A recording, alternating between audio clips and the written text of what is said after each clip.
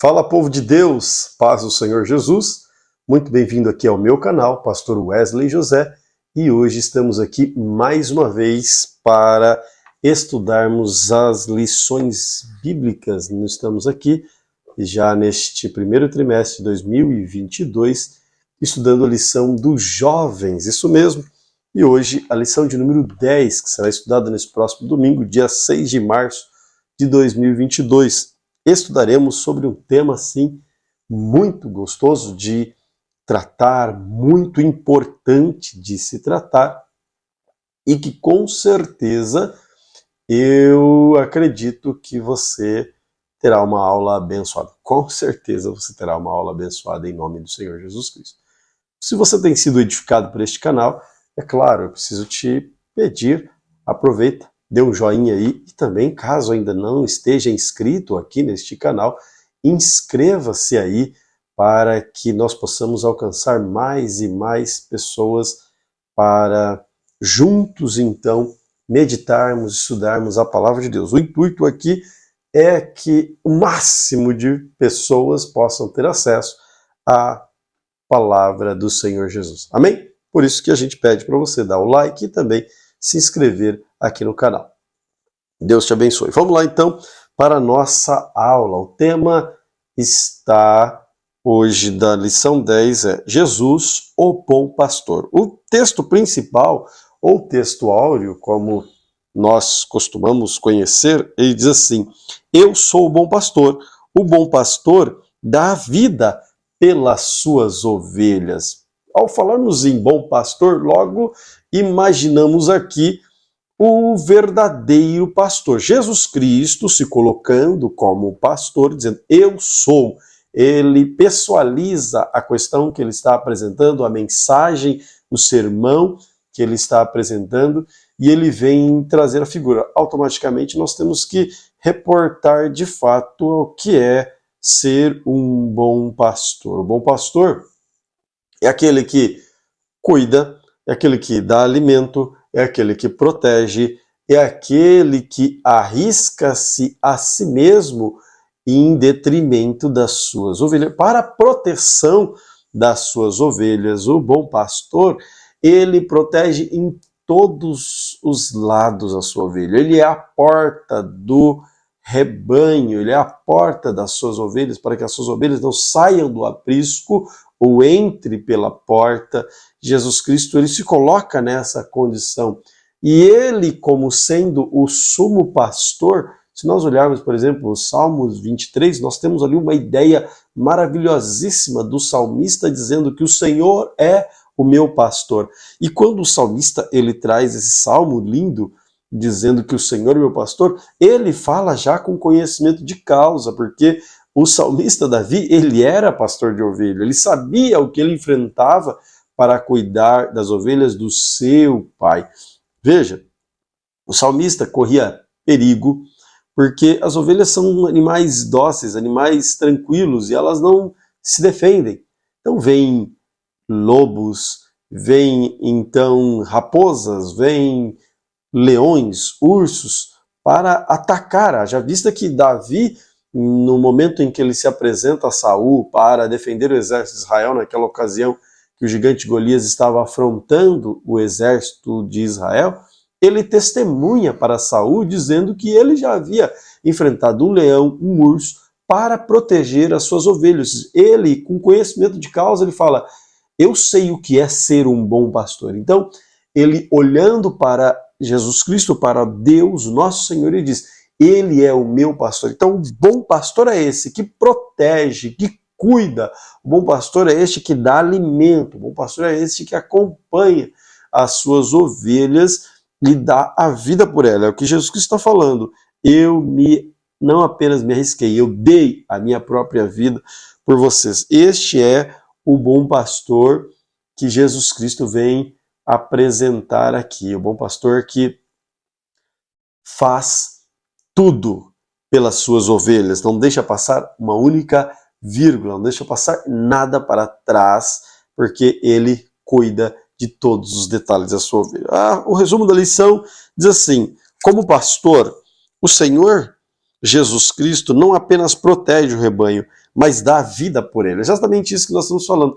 Então não é apenas aquele que está observando, que está ali com a funda, né? No caso de Davi, com estilingue, espantando os animais selvagens que venham a atacar ali. Não, ele não está apenas ali para proteger, não está ali apenas por um momento de atravessar aquelas montanhas, os pedregais, passar por um rio para pegar no colo ou para proteger de uma queda, não apenas isso, nesse tipo de proteção. O pastor que Jesus Cristo se coloca aqui é o pastor que entregou-se a si mesmo para morrer no lugar do rebanho. Ele deu a vida pelo seu rebanho, pelas suas ovelhas. Então, é interessante que Jesus Cristo, como sendo um grande pastor, ele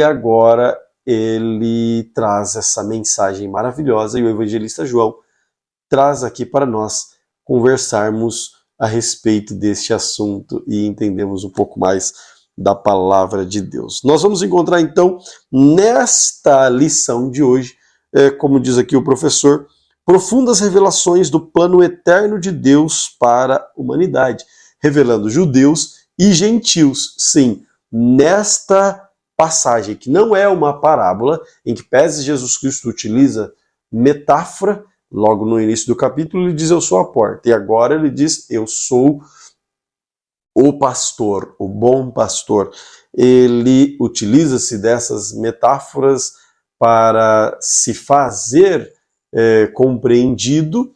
Então, Jesus Cristo, ele vai nos ensinar a respeito do verdadeiro pastorado dele, como é que se dará, quando se tornará pleno, porque hoje ainda existem judeus e gentios. Quando que isso se dará, essa fusão? Ou quando se cumprirá aqui o capítulo 10, versículo 16.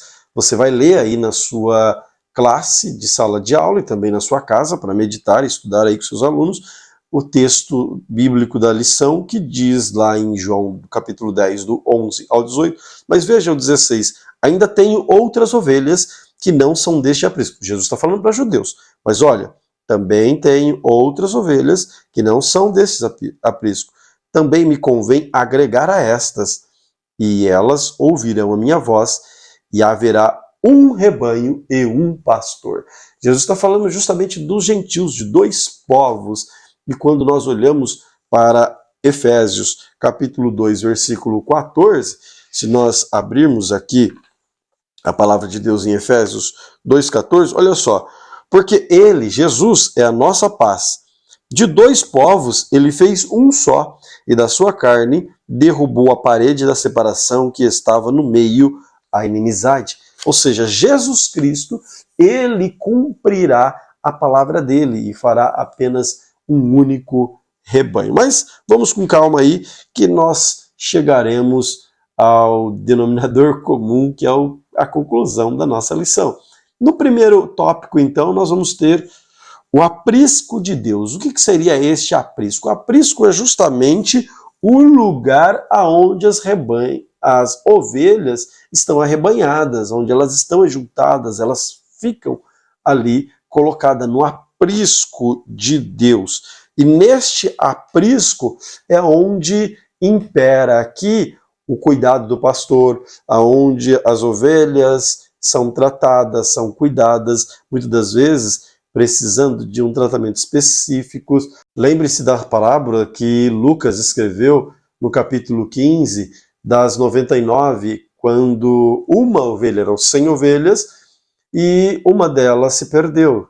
O pastor guardou as 99 e foi buscar aquela que havia se perdido. Quando ele vem, ele trata, cuida daquela que se perdeu, e agora, dentro do aprisco, estão com todas as ovelhas ali, as 100 ovelhas, bem protegidas. Então, aprisco de Deus é isso, é o lugar aonde ele protege, cuida, guarda as suas ovelhas. A abrangência da mensagem Jesus Cristo é um comunicador fantástico. Eu aprendi com um pastor chamado Mário Simões que a comunicação não é o que eu digo, mas é o que o outro compreende. Jesus Cristo, ele é um comunicador fora de série, um comunicador que sabia se fazer compreendido. Ele queria que os simples, que os pequeninos compreendessem o que ele estava falando. E ele vai utilizar aqui de diversas maneiras. Por exemplo, em João 6, ele vai dizer que ele é o Filho do Homem. Ele utiliza-se essa maneira pedagógica para que as pessoas mais simples possam compreender. Ele vai dizer em João 6,35 que ele é o pão da vida. Em João 8,12 ele vai dizer que ele é a luz do mundo. João 10,7 vai falar que ele é a porta das ovelhas. Em João 10,11 ele é o bom pastor. Em João 11,25 ele é a ressurreição e a vida. João 14,6 ele é o caminho, ele é a verdade, ele é a vida. E João 15,15 ele é a videira verdadeira. Ele sempre utilizando-se de metáforas para instruir, para se fazer mais palpável o que ele está ensinando ali. Então, os seus ouvintes, aquelas multidões que o acompanhavam sempre, todos eles compreendiam o que ele estava ensinando. Então Jesus Cristo, ele usa esses meios para trazer luz à sua mensagem. E nesse mesmo momento, ele já destaca também a questão que se existe o bom pastor, existe também os falsos pastores. Logo aí no primeiro subtópico deste tópico que fala a abrangência da mensagem, ele já destaca no segundo parágrafo aí, ele vai falar que ele denuncia logo os mercenários, os ladrões, os salteadores, ou seja, os falsos pastores, aqueles que se aproveitam das ovelhas, só estão ali para arrebatar arrebatar as ovelhas para si, para se aproveitarem destas ovelhas. Eles, na verdade, eles só querem se aproveitar do que essas ovelhas têm, por exemplo, da sua lã, da gordura, e se beneficiar apenas das ovelhas. Esses são ladrões, são mercenários, e quando vem o perigo, eles correm, eles deixam as suas ovelhas à mercê do inimigo, à mercê do perigo, à mercê de qualquer situação que porventura aconteça. Então, ele é ladrão e salteador, ele é mercenário, ele busca seu próprio interesse, não está preocupado com o bem-estar da ovelha. O bom pastor, ele está preocupado com o bem-estar da ovelha. É tão interessante que dentro da cultura judaica, o pastor, ele não cuidava dificilmente um pastor cuidava de suas próprias ovelhas. O pastor era uma pessoa simples, era uma pessoa pobre, e estes pastores, eles cuidavam da ovelha de alguém. E hoje também é assim, nós pastores não cuidamos das nossas ovelhas, nós cuidamos da ovelha do Senhor, das ovelhas de Cristo Jesus. Ele é o sumo pastor, é o dono do aprisco, ele é aquele que nos colocou para cuidar destas ovelhas. E naquela cultura, os pastores chamavam suas ovelhas por nome. Então ele diz que essas ovelhas conheciam a sua voz e ele conhecia as suas ovelhas. Então um bom pastor, além de cuidar, guardar, proteger, alimentar, dar a própria vida, ele conhece e é conhecido também de suas ovelhas. Já o ladrão, o salteador, o mercenário, que só está buscando interesses, subornar, usar ali daquilo que as ovelhas podem oferecer, ele não conhece as ovelhas. E nem as ovelhas conhecem a sua voz. Então, vamos seguir aí. Jesus Cristo denuncia neste momento também estes falsos pastores. E no segundo subtópico, nós vamos ver o fracasso dos pastores de Israel. Isso aqui é muito sério. Quando nós vemos o próprio profeta Ezequiel, ele vai denunciar no capítulo 34, ele fala, ai dos pastores, leia aí, dá uma pausa, leia Ezequiel 34, os primeiros capítulos, os primeiros versículos do capítulo 34 de Ezequiel, ele vai denunciar o castigo destes pastores. No final, sim, no final ele vai profetizar o verdadeiro pastor que virá guardar e cuidar dessas ovelhas. Mas ele vem dizer aqui não apenas esses pastores que cuidavam de ovelhas, não, está falando da liderança. Quando a Bíblia está dizendo aqui que o fracasso, a nossa lição traz o fracasso dos pastores, da liderança, os líderes, reis, sacerdotes, profetas, todos esses governantes de Israel, que infelizmente muitos deles se venderam, outros partiram para a idolatria, outros abandonaram Deus de uma maneira assim que nem mesmo as trevas praticavam o que eles estavam praticando. Alguns deles chegaram a oferecer seus filhos a Moloque, outros casaram com mulheres estranhas a que Deus havia determinado que seria do seu próprio povo. E por conta delas cometeram pecado. Outros fizeram alianças com o Egito, confiando mais na aliança que havia feito com o Egito do que na aliança que tinha com o próprio Deus. Outros construíram dentro do próprio reino, dentro do próprio templo, colocaram imagens, colocaram vários tipos de altares para adoração de outros deuses, sem contar tantas outras atrocidades que foram feitas, mataram profetas e assim por diante. Então, toda a liderança, os falsos profetas que se levantaram, toda essa liderança, infelizmente fracassaram, não chegaram ao objetivo que era cuidar destas ovelhas, mas nós temos o próprio Deus. O fracasso desses líderes de Israel, o fracasso desses pastores, desses gestores, desses reis, sacerdotes, profetas que estavam no governo da nação de Israel naqueles dias, o fracasso deles fez com que o próprio Deus em pessoa, Jesus Cristo, ele viesse para cuidar das suas ovelhas. Então nós temos que ler Ezequiel capítulo 34 para entender exatamente o castigo e depois a profecia que vai remeter a Cristo, dizendo que ele viria cuidar deste povo. E as ovelhas, como que é o comportamento? Tratando aqui ainda dentro do aprisco do Senhor, nós temos então a abrangência, a forma como ele fala, como ele atinge, como ele comunica-se, também essa questão dos falsos pastores, dos falsos mestres e o fracasso desses pastores e por fim aqui o comportamento das ovelhas. As ovelhas, elas, como eu disse, elas conhecem a voz do pastor. Ela não sai andando atrás de qualquer um. Qualquer um que chega, chama e ela vai. Porque a ovelha que conhece a voz do seu pastor, ela nega o chamado do inimigo. A ovelha precisa conhecer a voz do seu pastor. É por isso que nós precisamos conhecer a voz. Como é que nós conhecemos hoje a voz de Cristo Jesus, a voz de Deus? Através do Espírito Santo.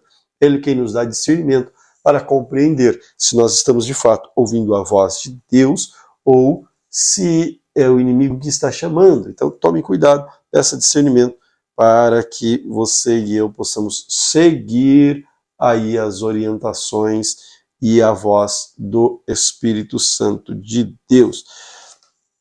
Então as ovelhas conhecem a voz do pastor. E aí quando nós continuamos lendo, ele dedica, isso só é possível porque Jesus Cristo dedicou um relacionamento, dedicou tempo, dedica-se o máximo possível para que essas ovelhas possam ter esse estreitamento, esse elo, essa fusão tão perfeita. E Jesus Cristo fez isso por nós. Ele abriu mão da sua glória, desceu aqui na terra, viveu como homem, se fez maldito e, além do mais, entregou-se em nosso lugar. E isto foi o bastante para estreitar o elo. Hoje, eu e você estamos, vamos dizer assim, unidos a Cristo Jesus pelo sangue dele. Então, isso proporciona em nós esta união, esta comunhão tão perfeita com Cristo, ao ponto de você conseguir discernir, opa, esta é a voz de Deus, essa não é a voz de Deus. Então as ovelhas elas são animais normalmente tranquilos, elas não são como bodes, por exemplo, que são um pouco mais, vamos usar um termo aqui de guerra, né? Beligerantes, que qualquer coisa tá dando marrada. Não, as ovelhas são mais tranquilas por natureza, diferente de bode. Então, depois você faz aí um paralelo se você se destaca como ovelha ou se você se destaca como um bode. Muito bem, vamos caminhar aí para o nosso próximo tópico, que é o segundo, onde ele diz: dou a minha vida, Jesus Cristo de fato. O que nós precisamos entender de pronto aqui?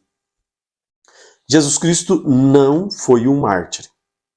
O primeiro mártir na Bíblia Sagrada está registrado em Atos dos Apóstolos, a partir do capítulo 5, 6, 7, quando Estevão será apedrejado. Ali é o primeiro mártir. Mártir é aquele que é tirado a vida, tiram a vida dele, em detrimento de uma defesa, de uma justiça, de algo que ele acredita. Então, aquele é o mártir. Ele acredita em Cristo Jesus, pregava Cristo Jesus, e ele morreu crendo, acreditando e defendendo aquela verdade que ele pregava. Cristo Jesus não foi um mártir. Por quê? Jesus Cristo entregou a vida por nós. Jesus Cristo, ninguém tirou a vida de Jesus. Ele entregou. Veja só os versículos 17 e 18. Olha o que diz. Por isso, o Pai me ama, porque dou minha vida para tornar a tomá-la. Ninguém tira de mim, mas eu de mim mesmo a dou.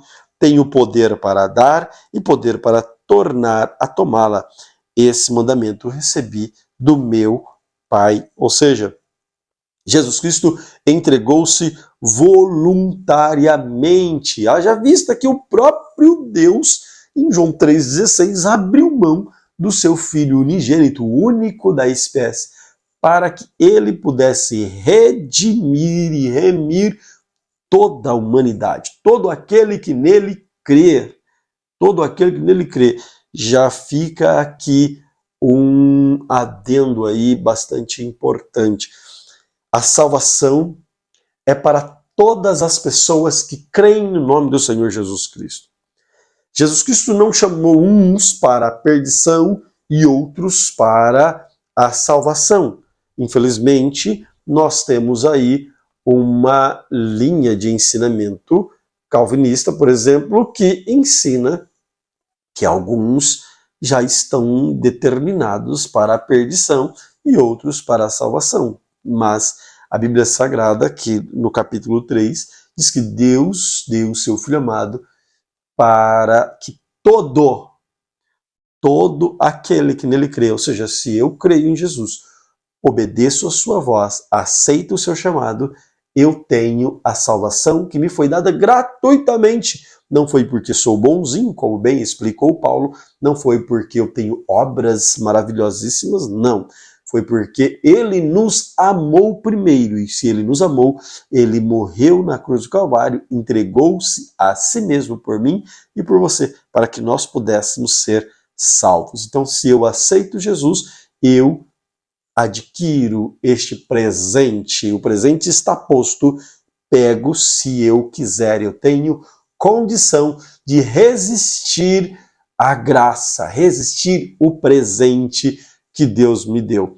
Então, Paulo, a Bíblia mesmo diz que para nós não resistirmos o Espírito, né? Para nós não resistirmos quando ele propõe a nós essa dádiva, se a salvação hoje é posta diante de ti, aceite. Talvez você que chegou aqui neste canal, está assistindo esse vídeo e ainda não encontrou-se com Cristo Jesus, hoje a salvação chegou e está à sua disposição. Então, não negue o chamado de Cristo Jesus, aceite-o como seu Salvador, reconheça-o como seu Salvador, e então o presente que ele te deu lá na cruz do Calvário fará um efeito maravilhoso na sua vida e você terá. E como que eu faço?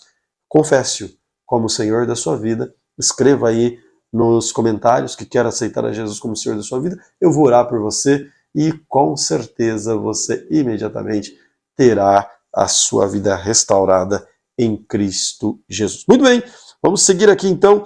Cristo não é mártir. Cristo, ele se abnegou-se, ele abriu mão e entregou-se por todos os homens, por toda a humanidade. Não teve ninguém que foi capaz de ir até ele e tirar a vida dele. Tanto é que nós vamos encontrar ocasião em que tentaram matar Jesus antes do tempo. Jesus Cristo escapa, porque ainda não era chegado o momento, e ele vai aguardar o momento em que deveria se cumprir o seu chamado. Que o chamado dele, ele esteve aqui justamente para que nós fôssemos salvos. Vamos seguir então aqui no mesmo capítulo 10 de João. Jesus ainda estando em Jerusalém, vai seguir, eu vou lá para o último parágrafo que diz assim: o que isso significa, né? Quando ele voltou, os pecadores queriam apedrejá-lo, ele escapa. Ele diz: o que isso significa? Que Jesus não foi preso antes do tempo. Era o que eu estava dizendo. Jesus não foi preso antes do tempo. Antes que chegasse a hora na qual vinha falando desde o começo. Tanto é que quando nós olhamos a palavra de Deus, eu gosto muito desse exemplo. Lá em Gadara, ele repreende aquele espírito mau que atacava aquele homem. Jesus Cristo permite que os demônios entrem nos porcos e os homens da cidade, então, tentam matá-lo, levam ele até o alto do monte e ali ele escapa. Aqui também, no Evangelho de João, ele escapa também de perseguições e nós vamos encontrar em outras situações registradas na Bíblia Sagrada, porque ainda não era chegado o tempo. Mas quando chegou o momento em que, com o seu entendimento, com o conhecimento que ele tem por ser Deus, agora é chegada a minha hora. No momento que é chegada a hora dele, ele se entrega. Eles estão orando ali, ele e os discípulos, e ele diz: é chegada a minha hora, vamos, levantem. Já estava ali o momento, no Getsemane, e no momento que eles saem, chega então Judas e aquele soldado, e aquela multidão de pessoas armadas, e Jesus Cristo não fugiu, Jesus Cristo não convocou anjos para lutar por ele, Jesus Cristo simplesmente entregou-se a si mesmo. Então, Jesus Cristo deixa isso muito claro, não foi um mártir. Jesus Cristo foi um salvador que abriu mão da sua própria vida. Ele é, de fato, um pastor que entregou a sua própria vida para morrer por nós. A expressão máxima que eu gosto, que está aqui em Filipenses, capítulo de número 2. Filipenses, capítulo de número 2, olha só. Tenham entre vocês, capítulo 2, a partir do versículo 5. O foco está no versículo 7, mas eu vou ler aqui contigo, ó. Tenham entre vocês, eu já estou aqui utilizando a nova versão da Almeida, nova versão atualizada, da Almeida atualizada, né, a nova versão da Almeida atualizada, a NAA. E tenham entre vocês o mesmo modo de pensar de Cristo Jesus. Que modo foi esse? Que mesmo existindo na forma de Deus, não considerou ser igual a Deus algo que deveria ser retido a qualquer custo. Agora olha o 7. Pelo contrário, ele esvaziou-se, assumindo a forma de servo, tornando-se semelhante a seres humanos e reconhecido como figura humana. 8. E se humilhou, tornando-se obediente até a morte. Ou seja, ele foi obediente até a morte, e morte de cruz. Este foi o sacrifício de Cristo Jesus. Ele se entregou por nós. Jesus Cristo não foi pego de surpresa. Jesus Cristo não foi preso porque era algo que os homens queriam fazer. Não, ele tinha este propósito de vir e entregar-se a si mesmo para que você e eu fôssemos salvos. O próprio Cristo Jesus já havia feito isso para nós. Vamos lá, então, vamos seguir. Aqui, esvaziou-se a si mesmo no segundo subtópico do tópico 2, né? Neste contexto aqui, quando nós olhamos o que o professor traz, o texto é literalmente despir-se, esvaziar-se, tirar a pompa, tirar ali toda a glória, viver como sendo eu e você, literalmente. Deus, ele não deixou de ser Deus. Isso aqui é muito importante. Ele não deixa de ser Deus, mas ele se submete a encarnar-se como um homem e viver como um homem, ser tentado como um homem. E neste momento aqui, uma das grandes provas que nós temos que ele era de fato um homem e também Deus pela quantidade de milagres que ele opera, por ter morrido, ter ressuscitado e assim, mas também porque infelizmente nós temos aí teorias que vão dizer que Jesus Cristo não era 100% homem. Jesus Cristo era tão homem que ele, lá em Mateus capítulo 4, ele é levado para o deserto, começa ali seu ministério fazendo 40 dias de jejum e oração, e ele tem fome. Quem tem fome são homens, né? Anjos não comem, anjos, seres espirituais, não se alimentam dessa matéria que nós nos alimentamos aqui. E também, no final do seu ministério, Jesus Cristo terá sede. João 19, 28, Jesus Cristo terá sede. Então, o Filho de Deus, Jesus Cristo, não deixa de ser Deus. Ele, sim, tira os privilégios da divindade. Na Bíblia pentecostal, ele importava não somente na restrição voluntária de seus atributos e privilégios divinos, mas também na aceitação do sofrimento, da incompreensão, dos maus tratos, ódios, finalmente morte e maldição de cruz. Veja, Cristo Jesus, quando ele vem aqui, ele sofre incompreensão por parte do seu próprio povo. Não é à toa que João diz, ele veio para o que eram os seus e os seus não receberam. Jesus Cristo não é recebido pelo seu próprio povo. Jesus Cristo é negado pelo seu próprio povo. Ao mesmo tempo que esse povo está aclamando Jesus, daqui a pouco esse povo está com pedra nas mãos e paus nas mãos para atacar a Jesus. Jesus Cristo se submete a todo este tipo de sofrimento. A agonia que Jesus Cristo sofreu ali no Getsemane chegou a níveis profundos de depressão. Isso ali é em decorrência da natureza humana, o sofrimento que ele teve, e todo o martírio na cruz do Calvário, a agonia que ele sofreu na cruz do Calvário. Então, nós precisamos ter em mente que o próprio Cristo Jesus, sendo Deus Todo-Poderoso, ele para remir, para salvar, para purificar o homem, eu gosto da expressão que diz que o termo remir, ele traz para nós o seguinte, um dos significados é o remédio eficaz, o remédio que curou-nos de todo o pecado. Cristo é o remédio que curou-nos de todo o pecado. Isaías capítulo 53 deixa isso muito claro para nós. E no último parágrafo aqui desse segundo subtópico, é interessante nós observarmos também um texto que está aqui na Epístola de João. Se lá no início nós lemos João 3,16, agora olha o que está escrito aqui também em primeira Epístola de João, capítulo 3, versículo 16. Nisto conhecemos o amor, que Cristo deu a sua vida por nós. Ele deu a vida por nós. Fato.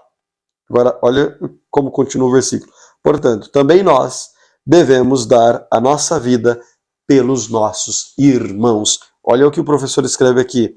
Devemos nos preocupar mais em servir e considerar os outros superiores a nós mesmos.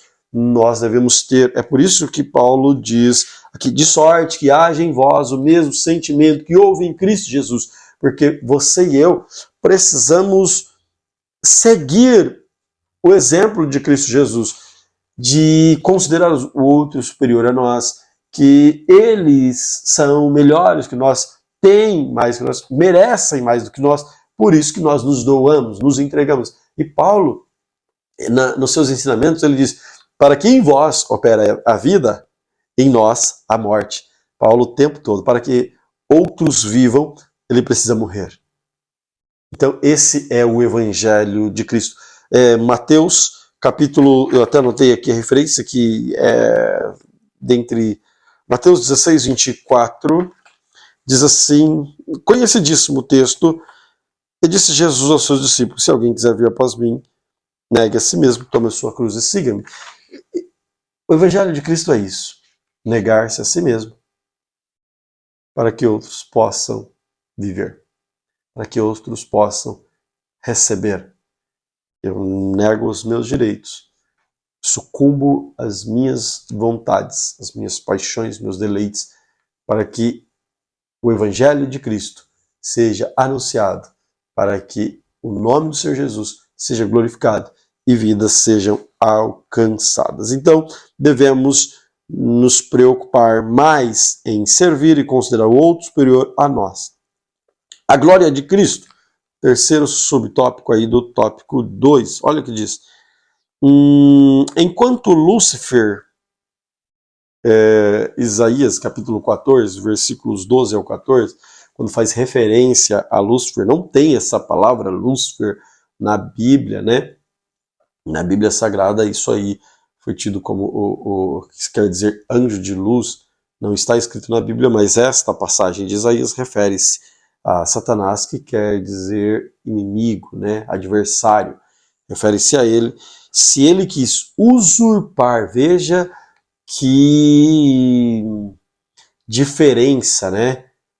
Que, vamos dizer assim, oposição enorme.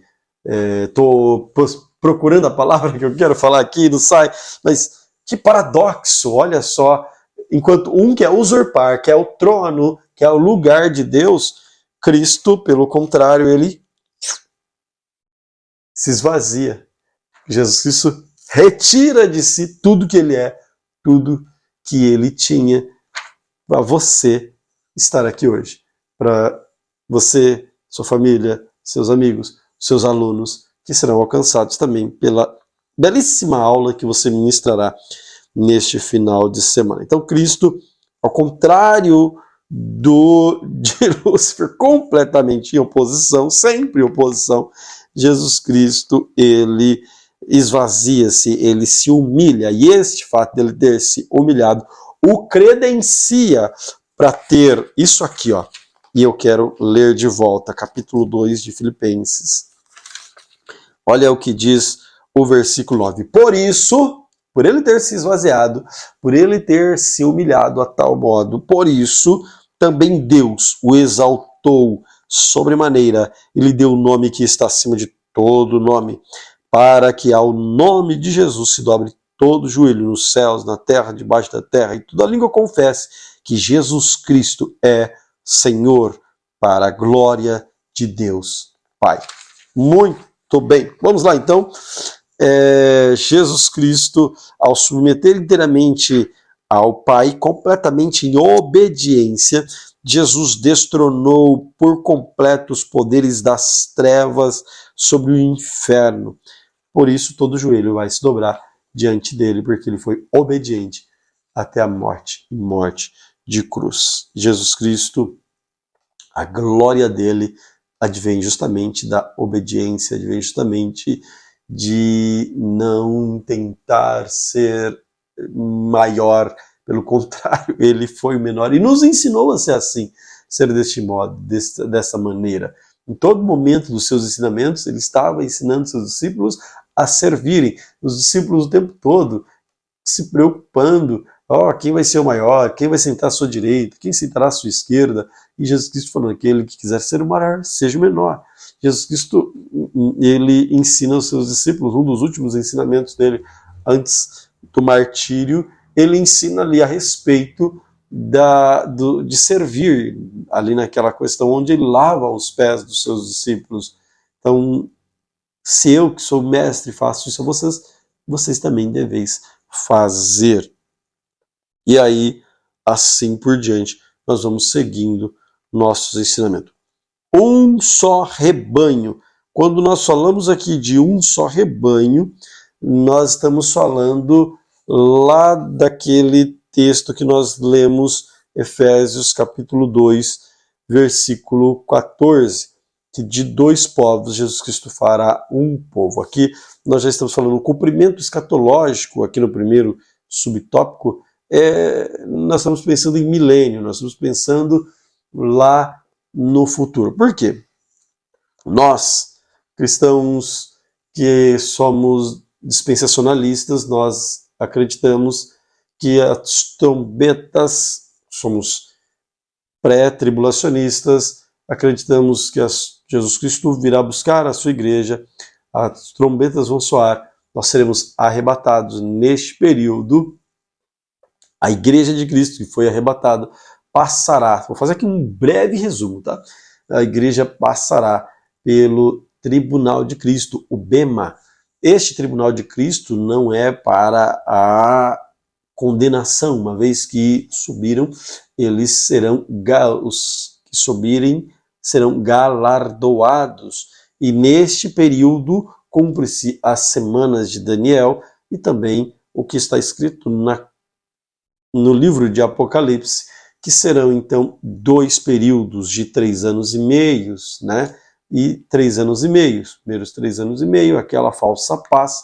Logo então, na segunda, no meio dessa semana, que Daniel diz, começa então de fato a perseguição ali, a grande tribulação mesmo, quando todos começam a perseguir Israel. No final desses 7 anos, as nações estão voltadas para Israel, para extirpar Israel do mapa, mas Cristo desce com a sua igreja ataviada de glória sobre o Monte das Oliveiras e defende Israel. E este povo agora, a igreja, os gentios que aceitaram, aqueles que, lembra, Jesus Cristo veio para o que era os seus não receberam, mas todos quantos receberam, deu-lhes o direito de serem feitos filhos de Deus. Isso, se você observar, os próprios discípulos de Jesus tiveram dificuldade com isso. Os próprios discípulos de Jesus não entenderam muito bem a respeito de pregar o evangelho a toda criatura. Jesus Cristo incumbiu, é para pregar para todos, mas eles tiveram resistências muito fortes.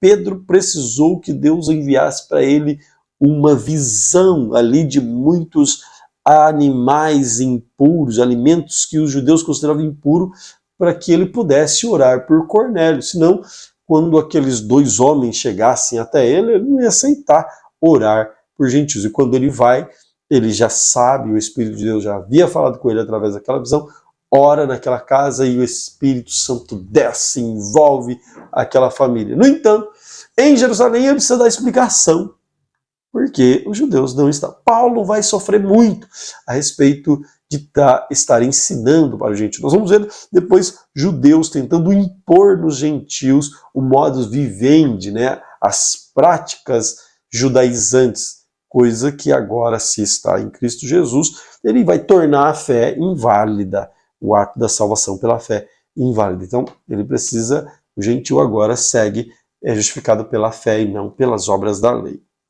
Mas este povo aqui, do qual eu estava falando, os judeus, para quem Jesus Cristo veio, que agora, no final desses 7 anos da grande tribulação, este povo vai se juntar com a igreja de Cristo Jesus, que foi arrebatada, e agora adentra pelo milênio, com Jesus Cristo governando, sendo o pastor de um único rebanho. Então começa aqui o cumprimento deste versículo de número 16, de um só rebanho, né?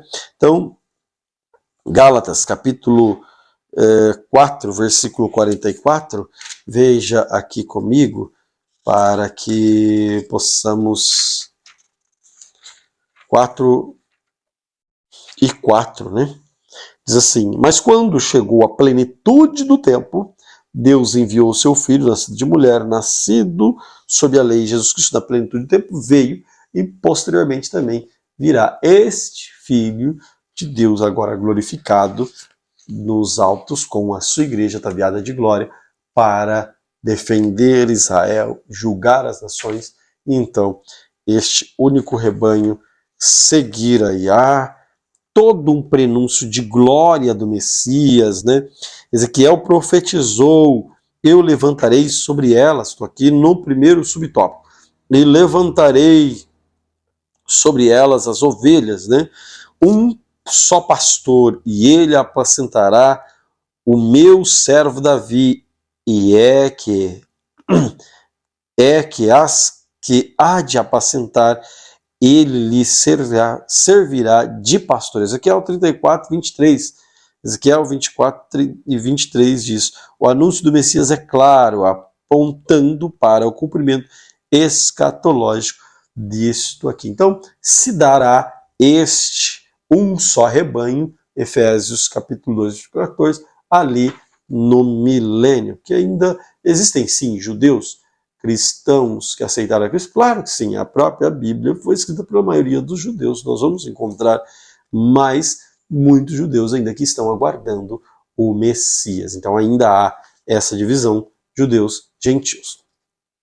Aqui então nós adentramos aqui para esse subtópico 2 do terceiro tópico, que diz: judeus e gentios são dois povos que, como eu disse, eu meio que antecipei isso aqui para os irmãos, inclusive trazendo aqui o exemplo de Pedro na sua pregação e na sua oração lá na casa de Cornélio, que desce o Espírito Santo de Deus, e no final de tudo, Jesus Cristo vai unir este povo. Isso, tá bem? Então vamos para o último tópico, para não ficar aqui redundante, ser massivo para contigo. O cumprimento futuro, escatológico, né? Após as oposições não findariam, logo ainda não findaram. Até nos dias presentes, mais uma vez, como nações, judeus reconhecem Jesus como Messias. E eu vou lá para a última frase, que diz: somente com a conversão nacional dos judeus. Quando se dará isso? No final da grande tribulação, que será possível Jesus ter unificado o seu rebanho e exercer para sempre o seu pastoreio. E aí tem algumas referências bíblicas que é fundamental para você ler. Então, rapidamente, só para você fixar aí: as trombetas tocarão. Nós, os vivos, seremos arrebatados em Cristo Jesus. A igreja agora está no tribunal de Cristo, participando das bodas do Cordeiro, sendo galardoado. E aqui na terra o anticristo se manifesta, porque ele ainda não se manifestou e nem se manifestará, porque há um que impede a manifestação: o Espírito Santo está aqui com a igreja. Haverá depois a presença do Espírito? Claro que sim, como havia no Antigo Testamento também, mas ainda ele impede a ação do iníquo. Paulo deixou isso bem claro. Então, nesse período aí, havendo a grande tribulação, 3 anos e meio, e 3 anos e meio, paz, depois tribulação. E nesse período, finalizando, então, a unificação desse pastoreio, conclui esse último subtópico aí, escatológico, para que Jesus Cristo, como sendo o pastor dos pastores, o sumo pastor, o que deu a própria vida pelas ovelhas, porque essas ovelhas estavam sentenciadas, estavam todas no corredor da morte, mas por conta da vinda de Jesus, ele ter feito um ato singular na história, despir-se de glória e de honra e poder, para se submeter a sofrimentos, angústia e morte de cruz, se fazer maldito por nós. Então, isso propiciou e proporcionou a mim e a você a salvação.